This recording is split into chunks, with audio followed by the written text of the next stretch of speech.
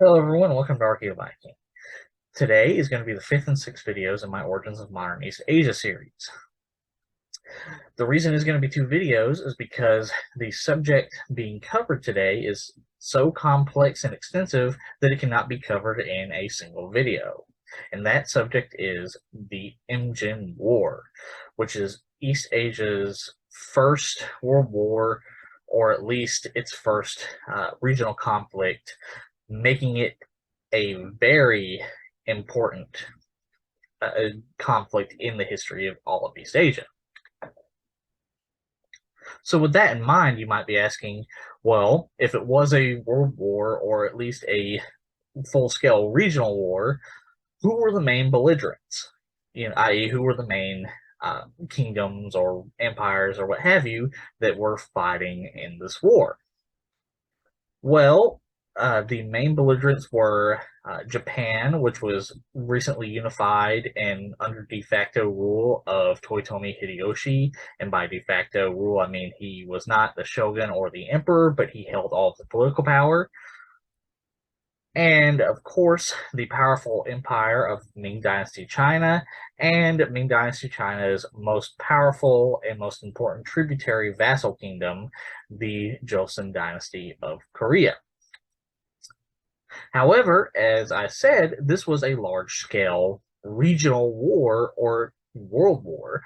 So while the three main belligerents were Japan, the Ming Dynasty China, and Joseon Dynasty Korea, there were other nations involved with varying degrees of participation.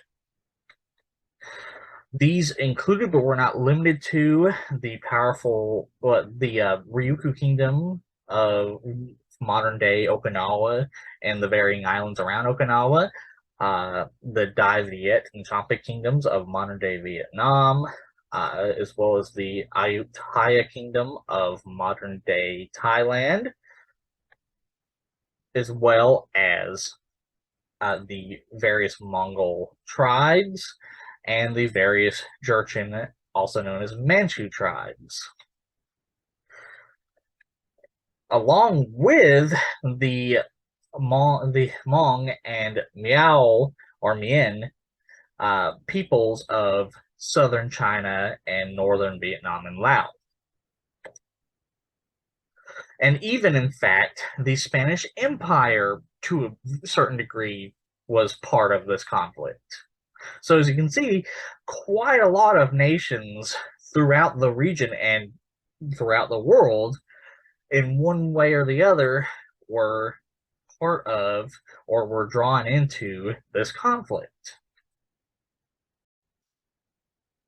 So, now that you've seen all of the countries involved with the Imjin War to their varying degrees of participation, you might be asking, well, why did it happen? Why did these countries fight each other? How did the war come to be? To find that out, we have to go back to the beginning of the Ming and Joseon dynasties. So, after the founding, pretty much immediately after the founding of the Ming and Joseon dynasties, both of these kingdoms began to suffer from pirate attacks on their coasts, with China suffering pirate attacks on their northeastern coast over here, and Japan and Korea suffering pirate attacks from on basically all of their coasts. And these pirates were often called Wako pirates or Japanese pirates, but they often had very little Japanese participation. Make no mistake, there were certainly Japanese who did participate in these pirate raids, but by far the majority of these Wako pirates were of Chinese and Korean citizenship. And that's because Chinese and Korean sailors were far more skilled sailors and far more experienced sailors on average than Japanese sailors were. However, despite that fact, the Hongwu Emperor of the Ming Dynasty and the King of Joseon Korea still believed them to be Japanese, and so they both sent emissaries at varying points in time to Japan, demanding the Ashikaga shogunate, who we'll talk about in a minute, to deal with these pirates. Now, this did not happen, and again, we'll cover that in a minute. But because this did not happen, the Hongwu Emperor, the founding emperor of the Ming Dynasty, essentially cut off all maritime travel and trade along the coast, with the exception of Guangdong and 2 or 3 other ports. Now, this would be changed, and maritime travel and trade would be reopened by the Hongwu Emperor's son, the Yongle Emperor, as well as other emperors later on. In Joseon Dynasty Korea's case, they went the other way. Joseon Dynasty Korea actually sent out fleet battalions to hunt down and destroy these pirates. And after doing so, they sent emissaries, that you can see here, to Japan, specifically Tsushima Island, which is right around here, and they essentially told the daimyo of Tsushima Island, the noble or feudal lord, to crack down on these Wako pirates or else. And this is because Tsushima Island was one of the favorite bases for Wako pirates because of its midway point between Korea and Japan. And after some tense persuasion, the daimyo of Tsushima Island agreed. Now, before I move on to the next slide, it is important to note that the Wako pirates would not go away forever, and they would, in fact, later on in the later part of the Ming Dynasty, would actually begin raiding in much larger force and to a much larger degree, and would, instead of encompassing just the northeastern part, would encompass all of Ming Dynasty China's coast. So now you might be asking, well, why did the Ashikaga shogunate refuse to crack down on these Wako pirates, on these so-called Japanese pirates? Well, for a couple of reasons. One, because the Ashikaga shogunate had no real powerful navy, in stark contrast to, say, Ming Dynasty China and Joseon Dynasty Korea, both of which had very powerful navies, which would really essentially be the only way the Ashikaga shogunate could have actually dealt with the Wako pirates, in much a similar way that the British Navy, the Spanish Navy, and the French Navy, etc., dealt with pirates in the golden age of piracy around Europe. Furthermore, the Ashikaga shogunate was incredibly weak politically. In fact, it was so weak politically that in 1467, about 100 years after the founding of the Joseon and Ming dynasties, the Ashikaga shogunate would begin to collapse, basically utterly. And this happened with the start of the Onin War, which was a brutal civil war over who would rule the Ashikaga shogunate.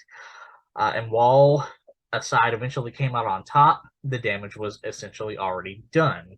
And the Onin War kicked off what is known as the Sengoku period, or the Warring States period of Japan, in which basically every daimyo, nobles or feudal lords, whatever you want to call them, began to carve out their own petty kingdoms, as you can see here, and began to fight amongst each other over who would be the next shogun.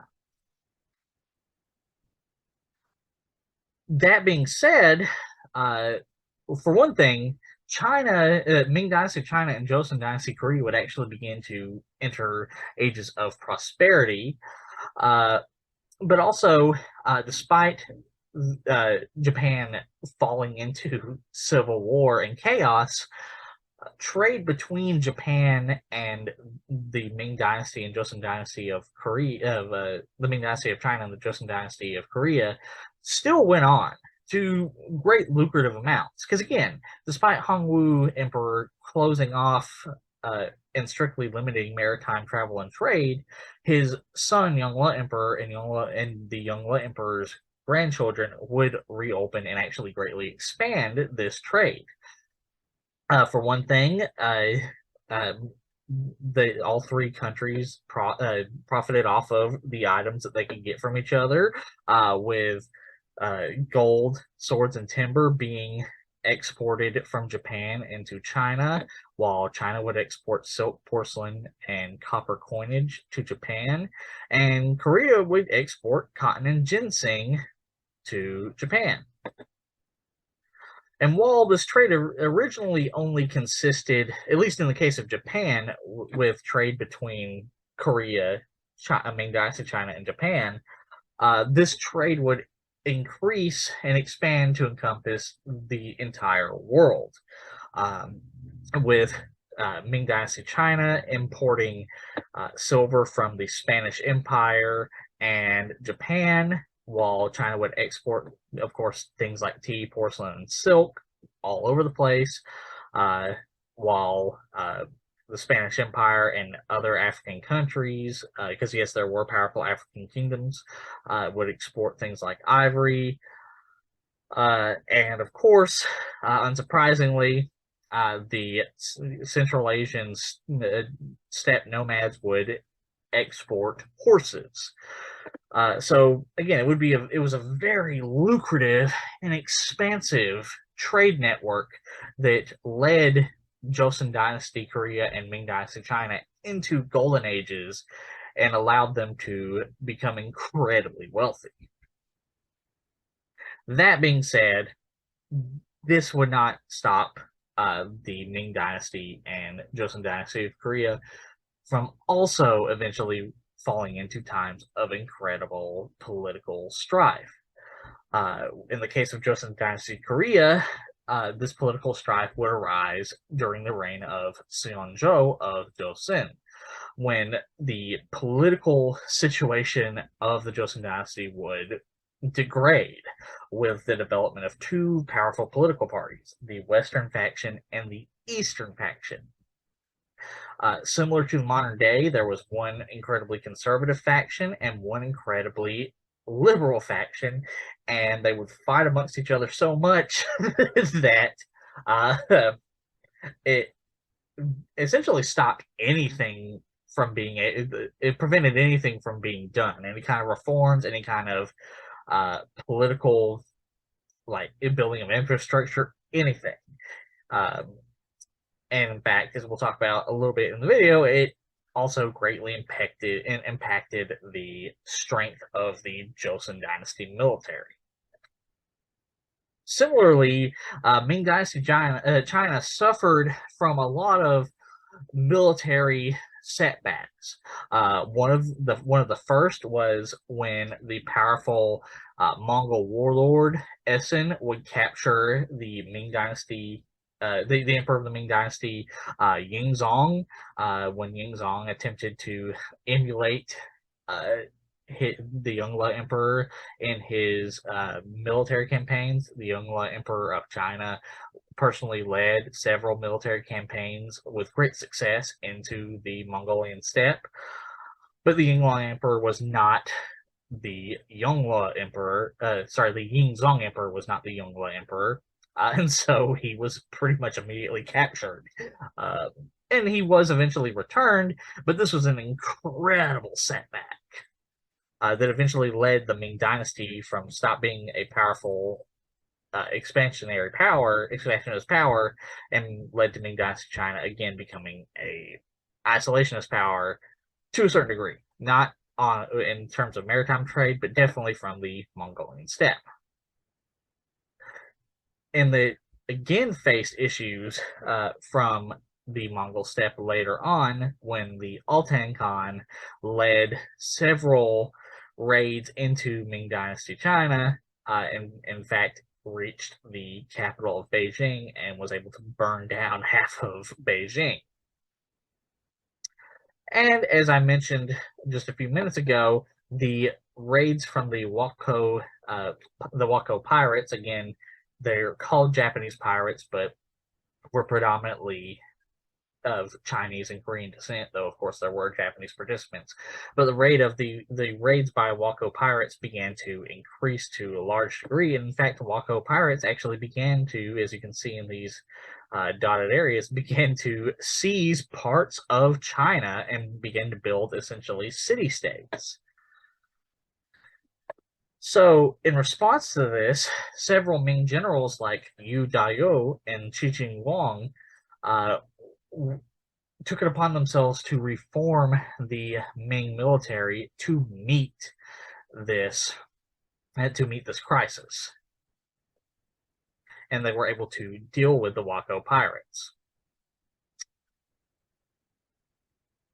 In contrast, however, to the decline that the Ming dynasty was and the Joseon dynasty was facing, Japan was actually seeing the opposite, which is very interesting because at the beginning of this period, the Ming dynasty China and Joseon dynasty Korea were prospering, and Japan was in the decline. But now the roles are reversed. So towards the end of the Sengoku period, the various daimyo, which had numbered in the hundreds, were now whittled down to just a few, such as the Shimazu clan, the Chosokabe clan, the Mori clan, the Oda clan, Tokugawa, Takeda, Hojo, Oda, sorry, not Oda, the Date, the Uesugi, etc. But the most powerful of these was the Oda, who, led by Oda Nobunaga, began to expand in every direction before his death, and he was succeeded by Toyotomi Hideyoshi. Here's Oda Nobunaga on the left and Toyotomi Hideyoshi on the right. So now that we've looked at the background, we can now go to the next section, the calm before the storm. So, with the rise of Toyotomi Hideyoshi as a powerful military leader, Toyotomi Hideyoshi pretty much immediately began envisioning his ideas of the kind of ruler he wanted to be. So first off, he really wanted to once after taking control of Japan, he had always planned to attempt, or at least he seems to have always planned to attempt at overthrowing the Ming hegemony. And by Ming hegemony, I mean the Ming dynasty was, at this point in time, the center of the geopolitical makeup of the region.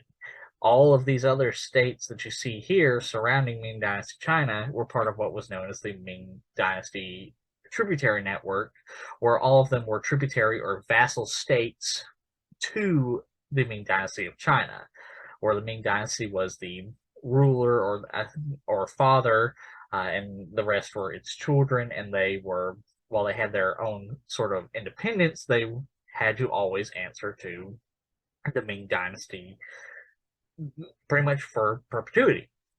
And so Toyotomi Hideyoshi, having ascending to power, in fact, during his conquests of Japan, began to want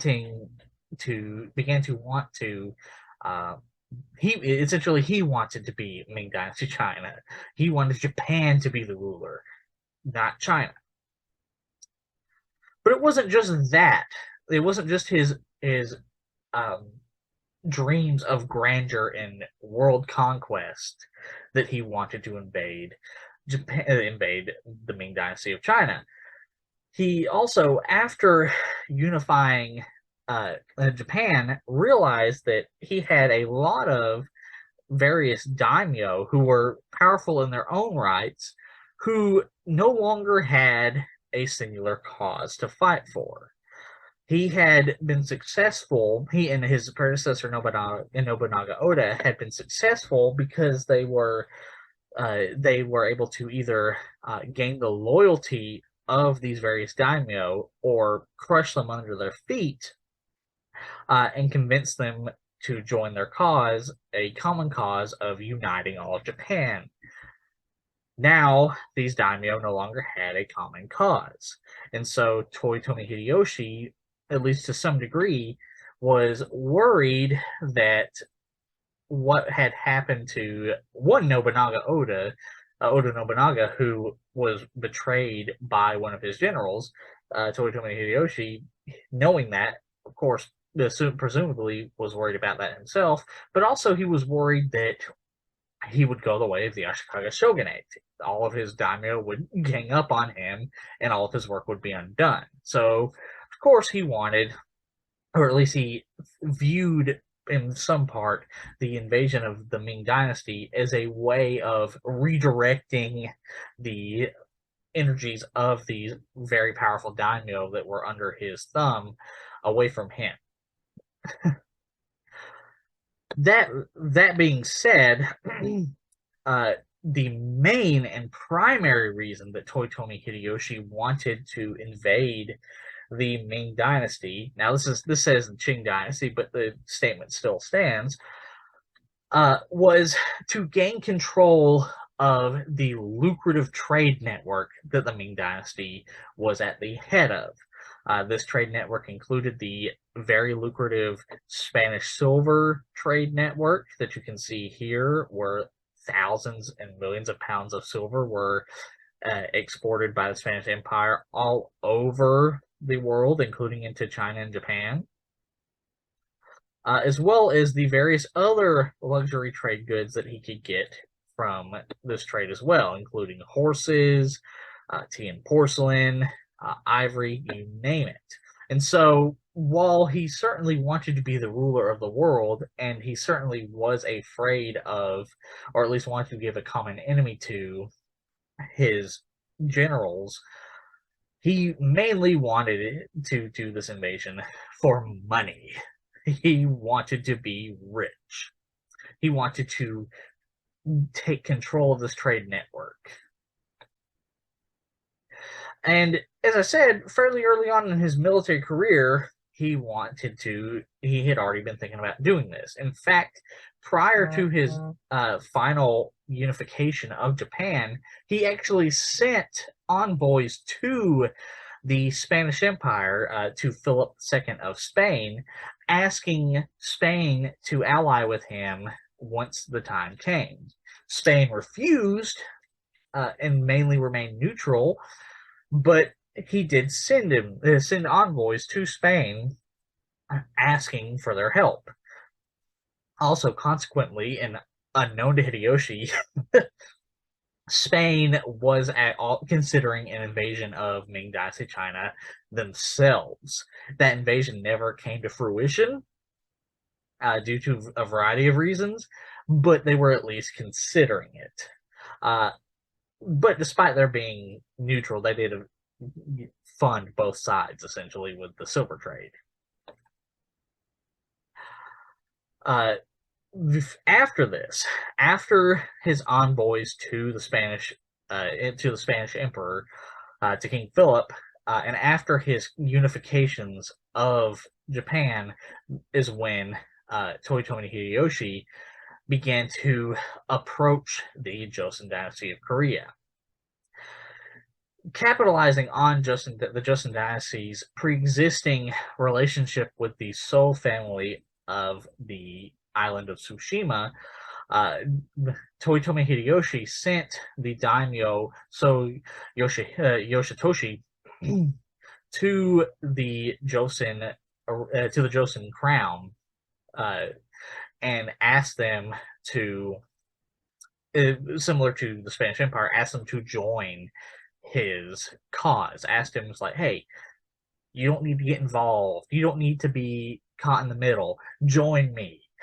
Let my army march through unimpeded through your kingdom to get to the Ming Dynasty. Help me conquer them, and then you can be much more powerful. Essentially, it was like join the dark side kind of scenario. He propositioned the Joseon Dynasty to join him in a similar way to, say, Darth Vader propositioned Luke Skywalker.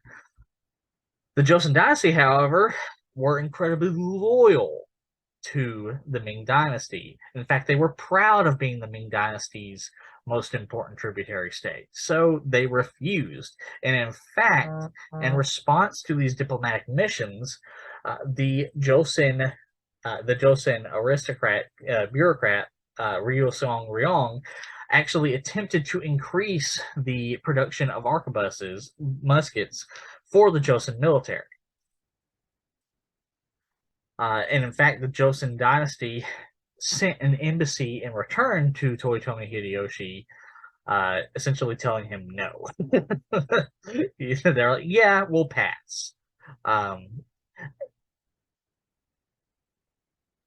That being said, because the Joseon dynasty sent emissaries to Japan, the Wanli Emperor, the current emperor of the Ming Dynasty, began to suspect treachery on the side of Japan and the Joseon Dynasty. And this is because of two reasons, other than what I just mentioned. Of course, the emissaries, but two, the first other reason is, one, the Joseon Dynasty was actually not telling the Ming Dynasty about what they were hearing from Toyotomi Hideyoshi.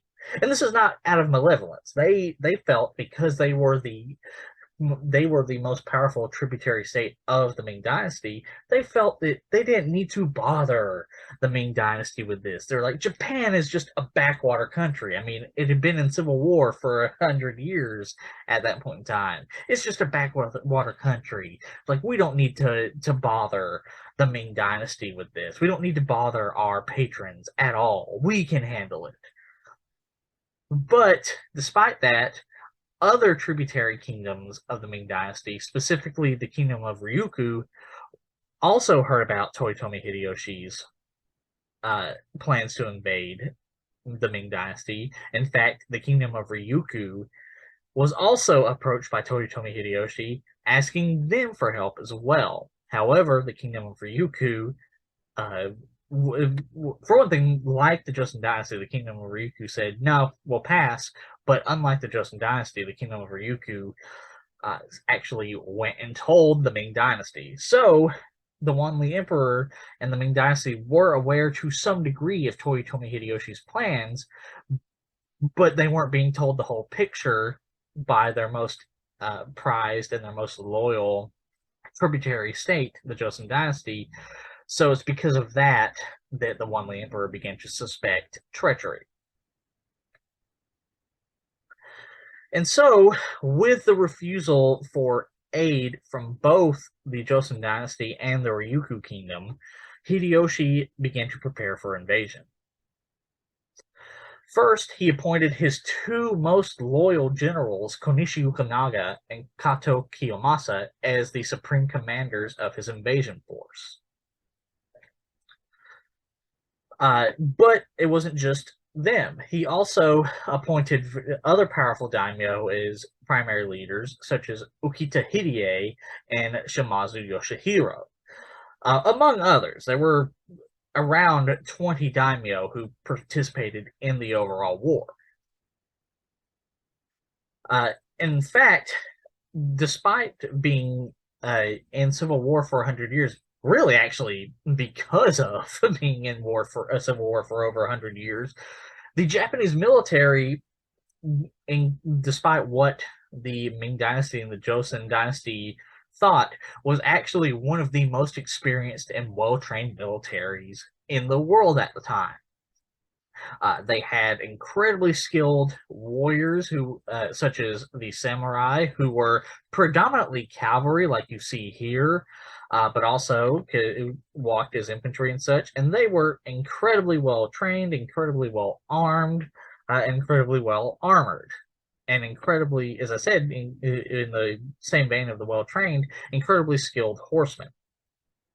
And they wielded a lot of very powerful weapons, such as the odachi, also known as the nodachi, which is an incredibly large sword that you can see here, that was very good for cutting down horses and knocking men off of horses.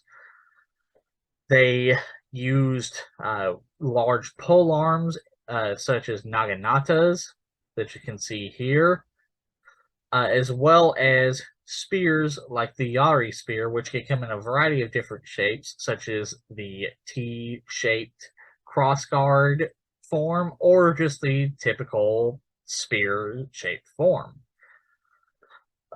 They also made great use of the traditional Japanese Yumi bow that you see here, which they would use on horseback. Now, of course, everyone is familiar with the katana, or the samurai sword. And while, as you can see, it was certainly used in contrast to the Yumi bow, the Yari, or the Naginata, it was actually not the primary weapon of the samurai, or any Japanese soldier for that matter. It was a sidearm, only to be used, say, if you were out of arrows, or if you were in close quarters combat where the spear would no longer, or the naginata would no longer be of use. Despite common belief, though, everyone in the modern era when they think of a Japanese army, they think of samurai. And while, as I said, samurai most certainly were part of Toyotomi Hideyoshi's and all Japanese armies, the main contingent, the main military unit of Japanese armies was the Ashigaru, which were peasant infantry who were dressed like this, and sometimes they had armor similar to the samurai, like you can see here, but other times they had maybe just, say, a breastplate, or shoulder guards, or padded armor, like gambeson. And the Ashigaru, again, very much like the samurai, primarily used the spear. However, with the introductions of muskets, also known as arquebuses, to Japan by European traders from the Netherlands and the Spanish Empire and the Portuguese Empire, the musket actually began to be replaced as the primary weapon used by the Ashigaru over the spear. And this is done because it was fairly easy to train the Ashigaru on and have them become skilled within a short amount of time, and also because the arquebuses were, of course, far more powerful than bows and arrows and spears. Though it is also important to note they were less accurate than bows and arrows. But despite that, the Ashigaru infantry began to become incredibly skilled in the use of musketry. In fact, so much so that despite Ming Dynasty China and Joseon Dynasty Korea also having at their disposal arquebuses, both the Ming Dynasty and the Joseon Dynasty sources talk about how the Japanese soldiers were far more skilled in their use. Now, this was evened out a little bit by the Joseon and Ming Dynasty technologies that they had that were better than the Japanese technologies, but that's a subject for later on in the video. So now that we have looked at the military technology and regimental makeup of the Japanese army under Toyotomi Hideyoshi, we now need to look at how many soldiers Toyotomi Hideyoshi had at his disposal.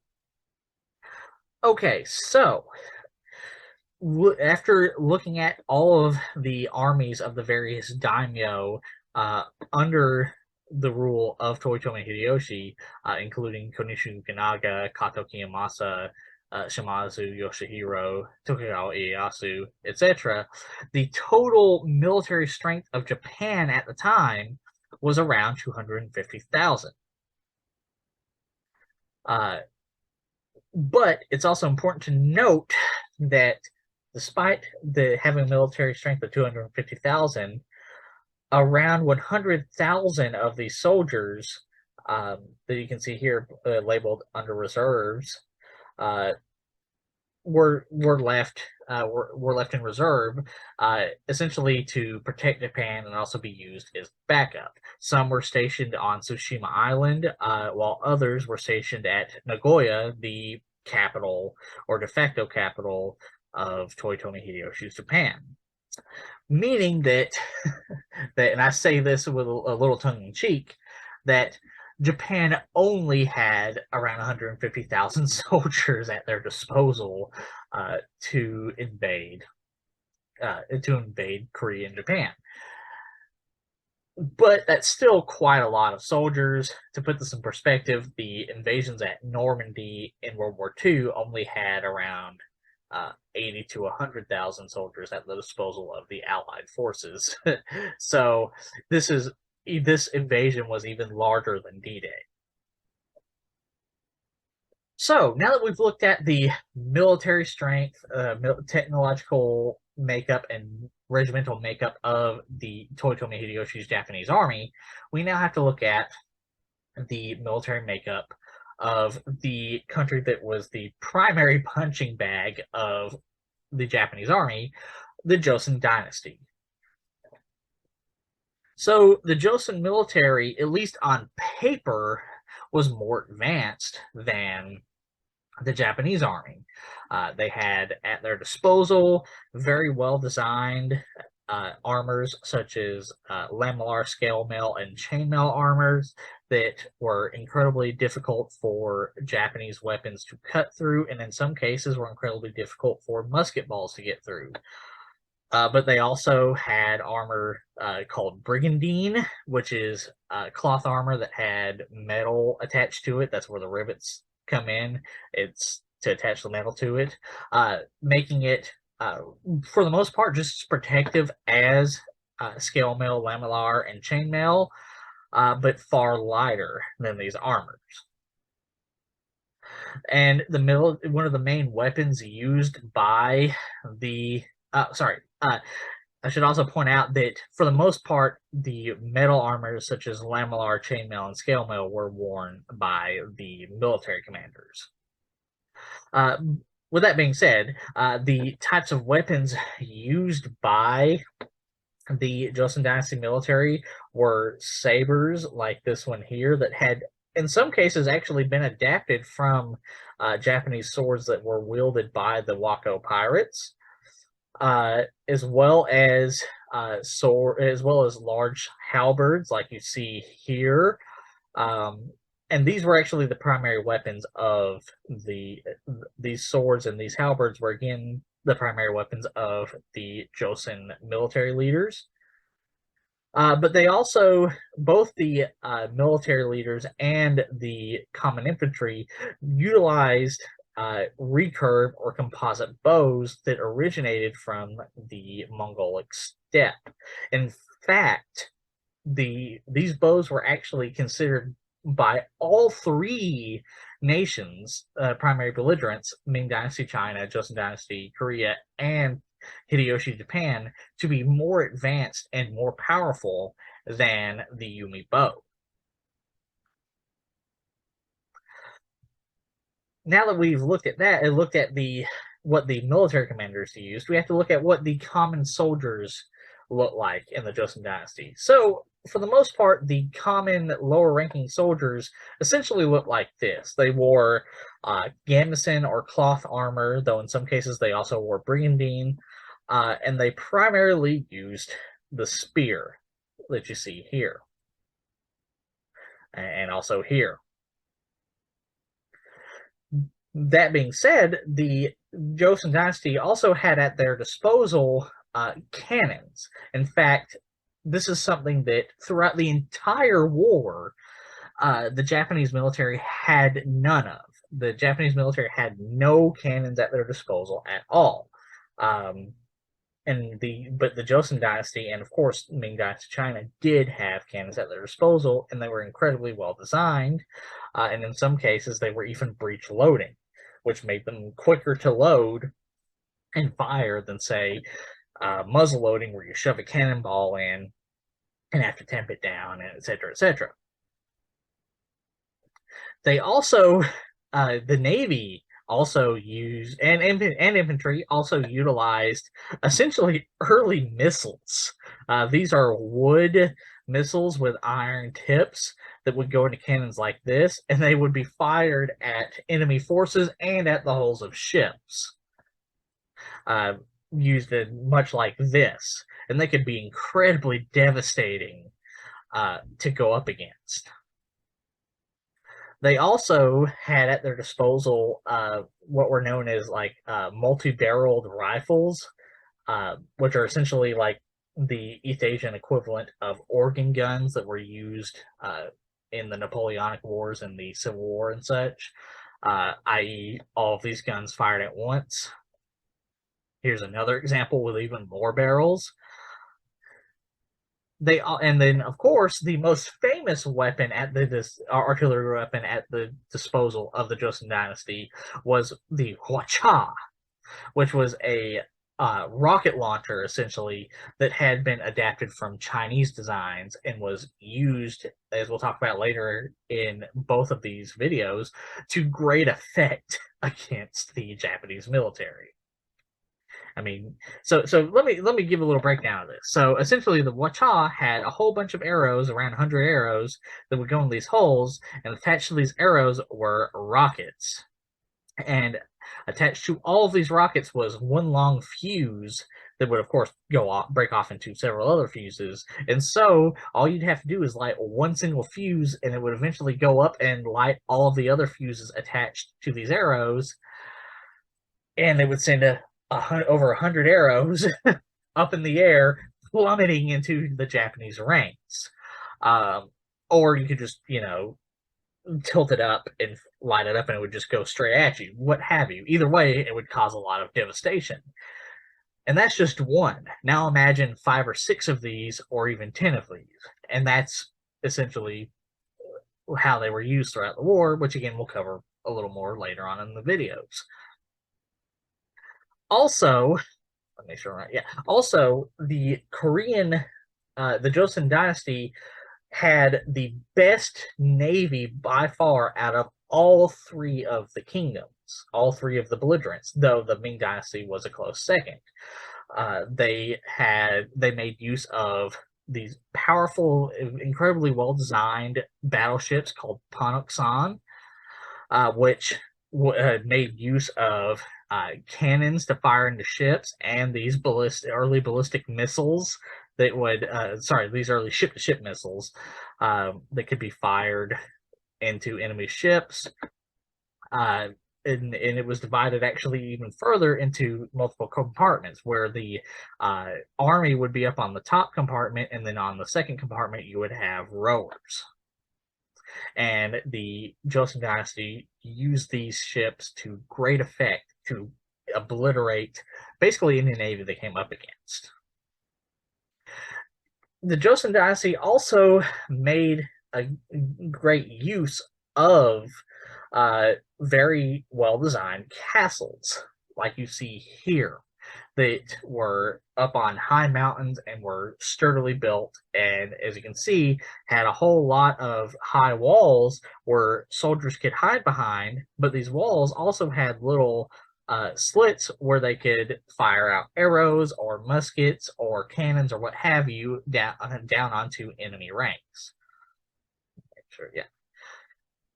Unfortunately for the Joseon Dynasty, as I talked about a little bit earlier in the video, the political strife in the Joseon Dynasty caused the Joseon military to be severely underfunded and undermanned. So while overall the Joseon Dynasty's military was far more advanced and far more, and at least on paper, had far more powerful weapons at their disposal than the Japanese military, they had nowhere near enough soldiers to hold off an invasion. Many of these fortresses only had around 100 soldiers, if that, stationed at them. And that's including the naval bases as well. So while the Joseon military was, at least on paper, more powerful and more advanced than the Japanese military, they were incredibly underprepared for any invasion at all, especially Toyotomi's invasion. Okay, so now that we've covered the Japanese and the Joseon Dynasty military makeup, we'll cover the Chinese military makeup in the second video. Now it is time to get into the meat of the subject, the war itself, which began in 1592. So, in 1592, Toyotomi Hideyoshi sent out a large fleet of around 200 ships, holding around 150,000 soldiers to invade the Joseon dynasty of Korea. And he chose the Joseon dynasty for a couple of reasons. One, because they refused to help him in his invasion of Ming Dynasty China, and two, because in order to get to the Ming Dynasty, he had to go through the Joseon Dynasty. That's why he asked the Joseon Dynasty for help, because without it, he'd have to go and sail around the long way to get to the Ming Dynasty instead of marching through the Joseon Dynasty and being resupplied and being able to essentially get to the capital of the Ming Dynasty immediately. And so, after departing, this fleet of 200 ships reached Korea and were able to score a whole lot of early victories. There was the siege of Busan-jin, over here on the left, which was the first touchdown of the fleet that ended in disaster for the Joseon military. Then shortly after that, the Japanese military marched and took the city of Dajin, that you see right here. And then shortly after that, took the city of Dongnai, right here. So after these early victories and the taking of these cities, the Japanese military kept its forward momentum and in quick succession defeated the Joseon military at the battles of Sanju and Chunju. Now, after this, the Joseon dynasty could no longer hide from their patron, the Ming dynasty. Essentially the invasion was happening. And so, in response to this, the Ming dynasty, essentially the Ming dynasty got a little cocky. They, of course, answered the call for aid that the Joseon dynasty sent out. And so, in response to this, the Ming dynasty sent a small army of only around 3,000 soldiers to help retake Pyongyang, which was one of the cities that had been taken by the Japanese military, only for them to be pretty easily destroyed by the far larger Japanese forces. So after these victories, the Japanese military was able to fairly quickly take control of the majority of the Joseon kingdom, including the two capitals of the Joseon dynasty, Seoul and Pyongyang. After these victories and this quick, I don't want to say conquest, but this quick occupation of the Joseon dynasty, the various daimyo of the invasion force began to disperse and initiate their own objectives for the invasion. The most important of these side missions was initiated by Kato Kiyomasa and Nabeshima Naoshige. Together, these daimyo instigated what was known as the Hamgyong campaign.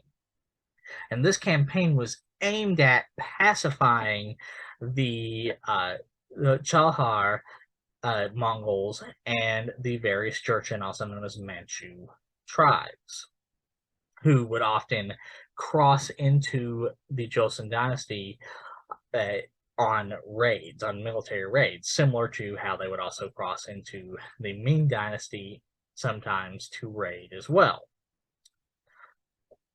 By far the most powerful of these Jurchen/Manchu chieftains was Nurhaci. Now, the Jurchen tribes were very similar to the Mongol tribes. They were nomads, horse nomads, though they were only semi-horse nomads. They also had semi-sedentary lifestyles. They would have semi-permanent camps. But of course, they were, being that they were also horse nomads, they were very skilled horsemen and cavalrymen who, like the Mongols, used the composite bow or recurve bow. In fact, as I said, the Chinese and Korean militaries got the composite and recurve bow from the Eurasian steppes, and they were able to use their horsemanship and their archery skills to great effect against pretty much most armies they came across, Japanese, Chinese, Korean, what have you. And so, of course, and also, much like the Mongols, they, as I said just a couple of minutes ago, they would often launch military raids against the Japanese, the Koreans, and the Chinese, really irritating the Japanese military. So, of course, in response to this, the Japanese were like, well, we have to pacify these people before they cause us any more problems.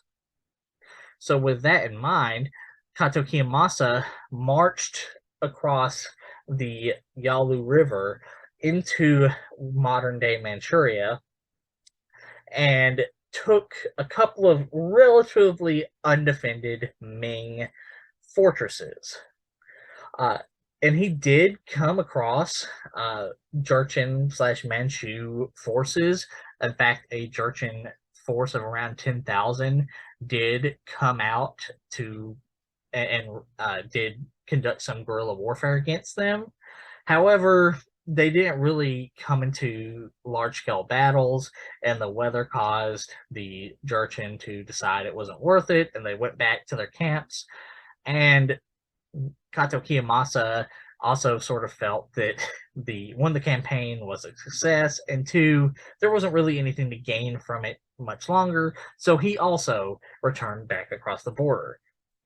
And as you see this picture, this is a depiction of supposedly of a mention in the Japanese sources of where Kato Kiyomasa and his forces supposedly were able to see, miraculously as it was described, Mount Fuji all the way across the Sea of Japan in Japan, which of course is not possible, but what have you. And he took that as it was heaven saying that he had succeeded and he was being honored in his campaign.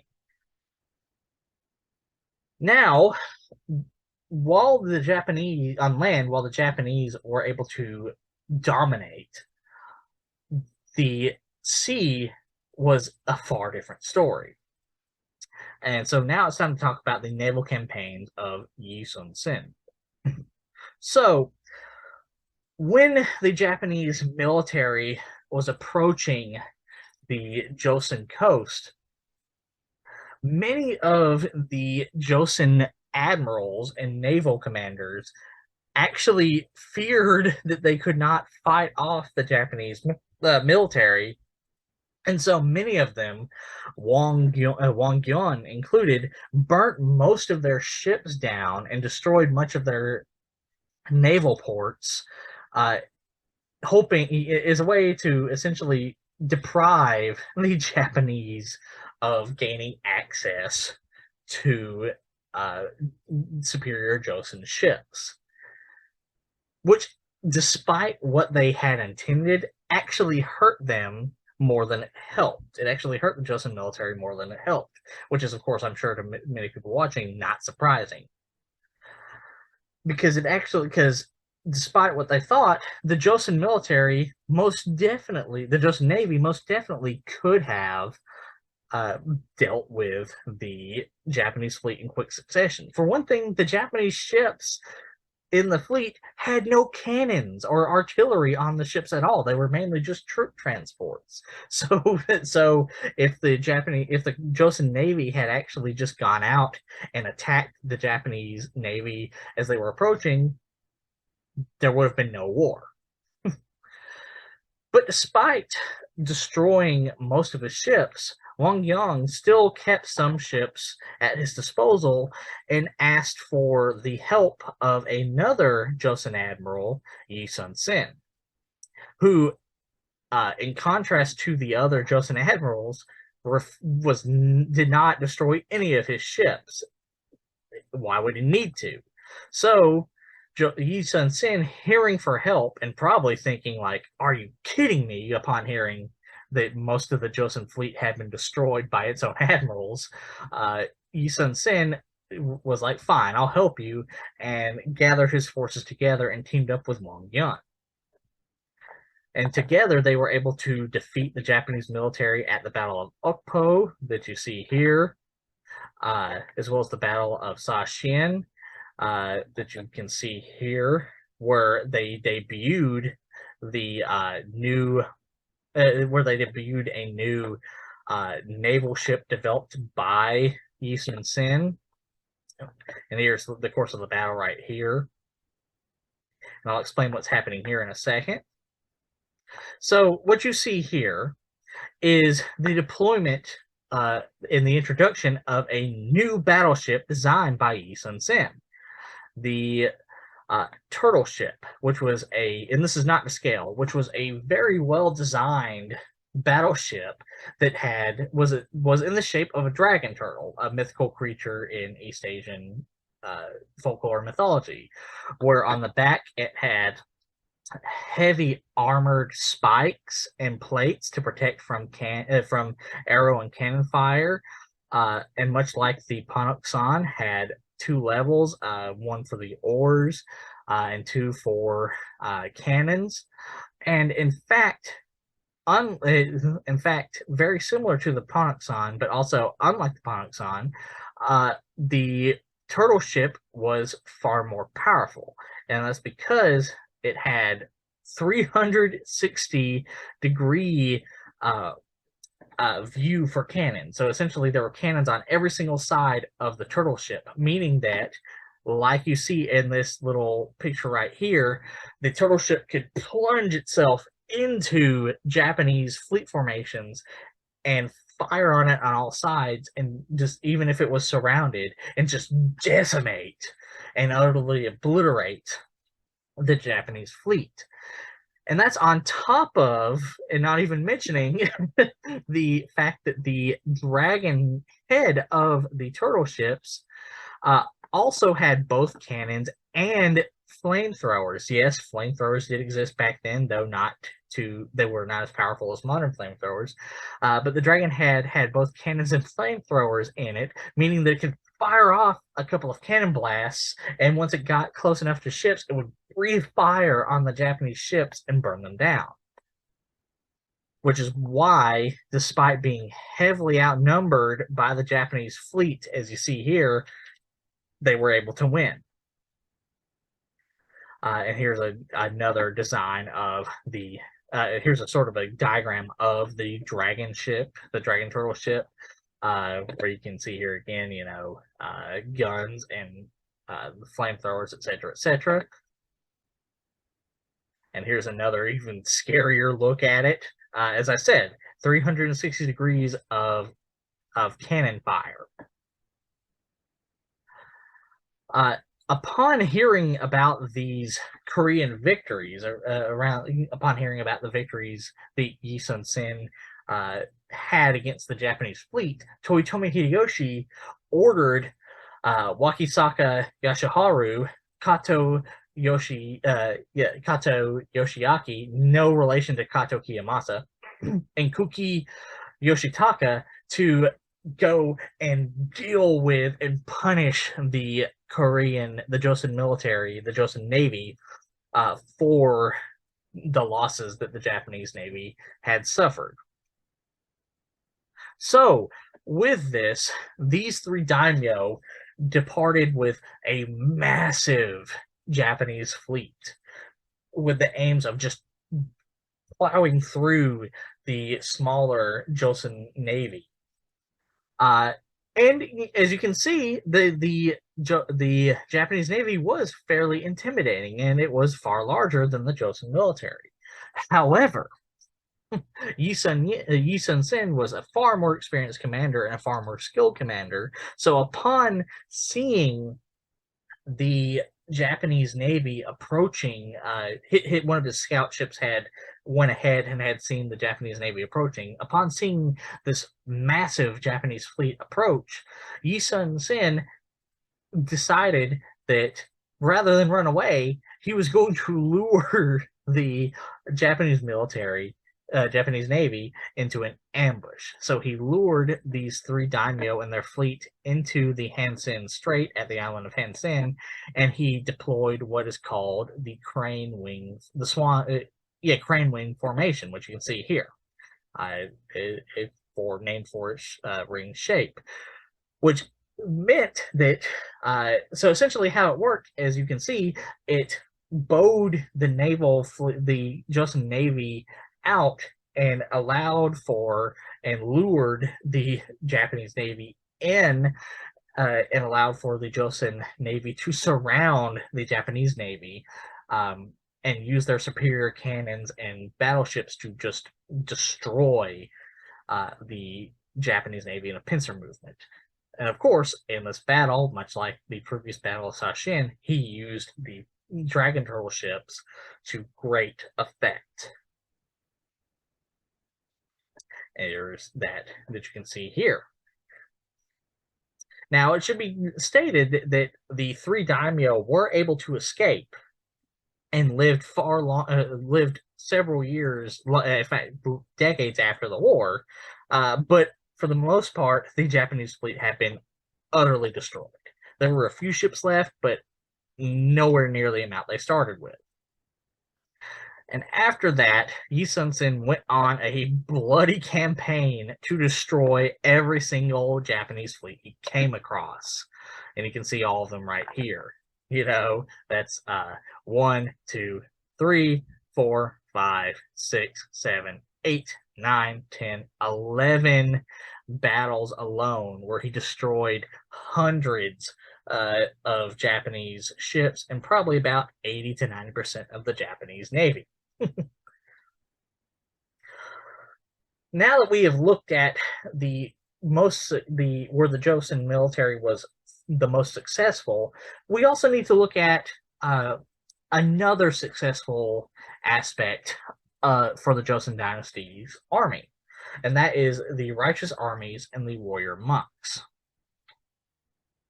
So, after much of the 90% of the Joseon kingdom was taken control of by the Japanese, many Joseon generals who were still behind enemy lines took it upon themselves to gather up large militia armies to inflict guerrilla warfare upon the Japanese invasion force. Among these were the Korean generals Kwak Jae-woo and Jo Hyun, both of which were able to use the Japanese invasion to their advantage. And what I mean by that is they used the insult, we'll put it, the insult of the Japanese invasion to rile up the Korean populace and instill a sense of patriotism in them to gather up their armies, which they were used to great effect in guerrilla warfare against the Japanese military. And here's what some of the armies would have looked like, or these so-called righteous armies would have looked like. And with this, with the gathering of these militias, the righteous armies were able to win battles such as the Battle of Ichi, which did see some use of the Wacha, like you see here, the Wacha, like you see here. But it wasn't just Joseon generals.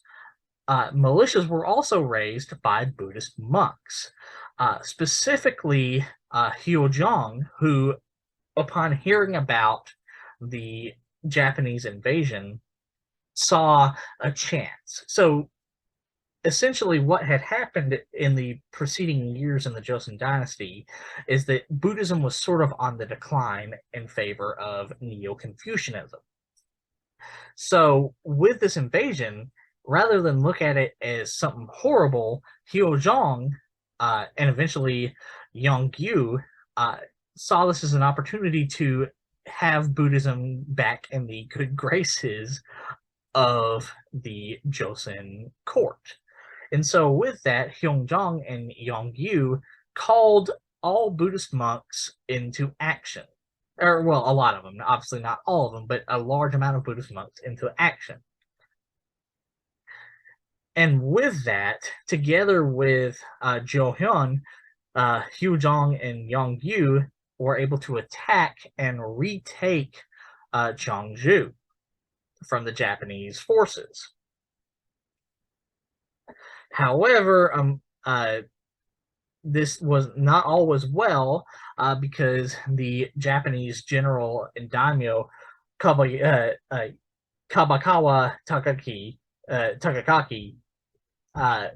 Takakage, sorry, apologies for mispronouncing, Kobaikawa Takakage, gathered a large army and wiped out a good chunk of the warrior monks at the Battle of Gomensan. Gomensan. And in this battle, unfortunately for the Joseon military, both Johan and Yongle perished, with Johan dying first, and Yongle deciding rather than retreating, he would follow his friend and ally into death. And he promptly, along with his warrior monks, charged into battle, knowing full well, at least according to the accounts, that they would die. That being said, they were also able to inflict large casualties on Takakage's army, and this combined with all the other guerrilla warfare attacks on the Japanese military forced much of the Japanese military to withdraw and pull back into their various bases like Pyongyang and Seoul, etc. Yeah. But the righteous armies didn't stop there, because the Korean generals Kim Si-min and Kwak Jae-woo defeated a Japanese attack in the known as the First Siege of Jeonju. So the Japanese forces under Ukita Hide attempted to take the fortress of Jeonju. And again, despite being outnumbered by Japanese forces, the Joseon forces were able to hold off the Japanese due to the use of their superior artillery as well as their sturdily built fortress, but also because Kwak Jae-woo, who was not originally present at the battle, answered Kim Si-min's call for help, and he appeared behind the Japanese enemy lines. Now, it's important to note that even with Kwak Jae-woo's arrival to the battle, the Japanese military still heavily outnumbered the Joseon forces. But this is where Kwak Jae-woo's tactical skill comes in, where his strategic mind comes in. He, knowing this, lit a whole bunch of campfires. Basically, he ordered every soldier to light more than one campfire for themselves, and had each brigade hold up more than one military banner. And so he made his army look larger than it actually was. And so, thinking they had a larger Joseon army at their back, Ukita Hide withdrew from the battlefield. And he actually was incredibly furious and humiliated that he wasn't able to take Jeonju. And here's another depiction of the battle. And it should be noted, it was an incredibly hard-fought battle. It in no way looked like there was no way 100% sure whether or not the Joseon forces would hold out. After all, up until this point, the Japanese forces had been successful, overwhelmingly successful in taking the Joseon fortresses. Again, because a lot of them were heavily under-defended, but also because the Japanese military, as I said at the beginning of the video, was an incredibly well-trained and well-equipped army. Now that we've looked at all of this, you might be asking, well, where was the Ming Dynasty in all of this? Up until this point, the Ming Dynasty only sent a small force of around 3,000 soldiers to deal with this invasion. Like, why weren't they helping their most loyal tributary state? Well, this is for a couple of reasons. Specifically due to a couple of internal conflicts that were happening in the Ming Dynasty itself. The first of which, the first of which was a large-scale revolt by the Miao chieftain and former Ming general Yang Yinglong, who, to be clear, Yang Yinglong was really only the next in a series of Miao chieftains who rebelled against the Ming Dynasty. The Miao and other Hmong speaking peoples had been conquered by the Ming Dynasty in the reigns of Hongwu and the Yongle Emperor in the very beginnings of the Ming Dynasty, and they had rebelled several times during the Ming Dynasty's reign. But this was by far the largest of those rebellions, and one of the primary reasons is because, as I said, Yang Yinglong had at one point in time been a Ming general himself, so of course he knew how the Ming fought. And so with this, he gathered up the various Miao tribes and a lot of also Ming Dynasty defectors and started what became known as the Boju Revolt. Now, you might note that it says Part 1, and there's a reason for that. It is because the Boju Revolt actually went on throughout the entirety of the Imjin War. That in the second part will be in the second video. So after gathering up his forces that you can see here, Yang Yinglong first started his rebellion in Boju, the region of Boju, and created the chiefdom of Boju, seen right around here. But it didn't just stop there. It eventually went on, expanded into the areas of Sichuan and Huguang over here. And so it became a very large rebellion, again, larger than any of the previous Miao rebellions. And Yang Yinglong's forces were incredibly skilled, having themselves been trained by the Ming Dynasty, as well as the fact that they were able to use the natural mountainous and riverine topography of southern and southwestern China to their advantage. So they could attack from any direction and could be hiding anywhere in the mountains and the rivers. I mean, for one thing, they could use the rivers to easily sail up to any city they wanted to attack. In fact, they did often. And so, in response to this rebellion, the Wanli Emperor sent naval forces led by several admirals, including Shin Lin, to quell the rebellion. And with them, the Ming brought their superior navy. Shin Lin himself was actually an incredibly skilled admiral, rivaling admirals like Yi Sun Sin. And they were able to defeat several of the Miao forces and Miao navy during their campaign. They also utilized southern troops that had been trained by Qi Jiguang and fighting in infantry tactics to great effect as well, because unlike the North China Plain, where cavalry was predominantly used, cavalry was not really cut out for the southern mountainous riverine area of southern China. After these victories, however, and upon hearing about the Japanese invasion of the Joseon Dynasty, to make this clear, as you saw at the beginning, the Boju Rebellion had been going on since 1589 CE.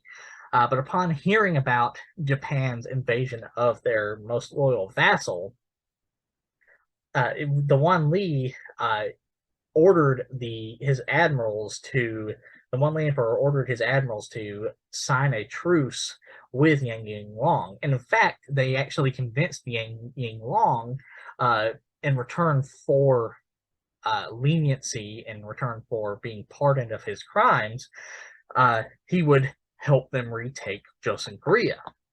Though by the time he got there, as we'll talk about in the second video, there was already a truce going on between the Japanese military and the Ming Dynasty and Joseon Dynasty Korea. But that's a subject for the second video. The other internal conflict going on at the time was an event known as the Ninja Revolt, which happened actually the year it actually happened the same year, and even actually a few weeks after the Japanese invasion of Joseon Dynasty Korea was initiated. And it took place in the region of Ningxia itself. So what happened was, in that region, for several decades, several members of the Chahar Mongols had actually been convinced to join the Ming Dynasty military. Among them was the powerful Mongol warlord Pu Bei. And Pu Bei was actually made a powerful official of the region of Ningxia. And he had been given several promotions. But eventually, he and his sons would be given more promotions, much to the chagrin and anger of Ming officials. And so several of these Ming officials for years began to hinder the promotions of Pu Bei, and especially to hinder the promotions of his son. So eventually, Pu Bei and several Ming loyalists, and several Ming defectors became angered with these officials, especially one named Dong Zhan. And so they took it upon themselves to kill Dong Zhan and the Ming officials who were preventing them from being promoted and from doing their jobs, and they started a war. Pu Bei himself gathered a large army of around 40,000, at least that's what it's estimated, around 40,000 Mongol forces, like you would see here. And they will use that. They used that army to great effect, and they commenced large-scale raids where they burnt down basically every village they came across, and they used their experience in warfare with China that had been going on for centuries to lay siege to and take several Ming fortresses, actually creating a very large area of defense for themselves and essentially turning Ningxia into their own petty kingdom. In response to this, several Ming generals, including Li Rusong, were sent by Wan Li to put down the revolt. And so Li Rusong left with an army of around 40,000 soldiers, mainly consisting of cavalry, because that's what was best to deal with Mongol cavalry, Mongol steppe raiders. And with it, also Li Rusong brought with him the very powerful Ming Dynasty cannons. And with this, for several weeks to a year, Li Rusong laid siege to the city of Lingzhou, which still exists today. With mixed results. The Mongol forces, whenever they would come out to attack Li Rusong's forces, would be fairly easily defeated by the cannons. However, the fortress of Lingzhou was very sturdily built, and so it stood up to the cannon barrages. So in response to this, the Wan Li Emperor gave permission to Li Rusong and the other Ming generals to dam the river the nearby rivers and flood the city of Lingzhou. And then once they did that, they were able to fairly easily retake the city, which ended in the death of several of the commanders, including the Ming defectors, and led to Pu Bei killing himself rather than being taken hostage by the Ming military.